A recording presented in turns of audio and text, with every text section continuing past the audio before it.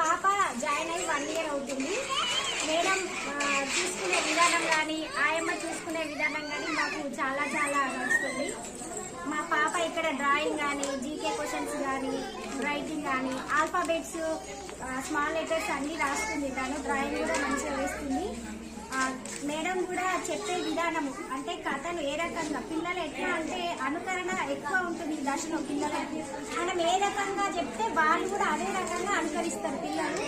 Madam ఇందాక చెప్పినట్టు private స్కూల్లో మనం అసలు జాయిన్ చేయించడము మన పేరెంట్స్నే మిస్టేక్ చెప్పాలంటే 100% మనము ఇక్కడ అంగన్వాడీ సెంటర్లో జాయిన్ చేపిస్తే పిల్లలకి డ్రాయింగ్ కానీ రైటింగ్ కానీ స్కిల్స్ కానీ డిసిప్లిన్ కానీ తినడం కానీ కొంతమంది పిల్లలకు అసలు తినడము హ్యాండ్ వాష్ అట్లాంటి ఏం తెలియదు. కానీ మన ఈ అంగన్వాడీ సెంటర్లో మేడం ఏ రకంగా హ్యాండ్స్ క్లీన్ చేసుకోవాలి, ఏ విధంగా తినాలి, ఇవన్నీ ప్రతిదీ మనకు మేడం దగ్గరుండి చెప్తుంది. ఆయమ్మ అయినా మేడం అయినా వీళ్ళది కేరింగ్ అనేది నాకు చాలా చాలా నచ్చింది.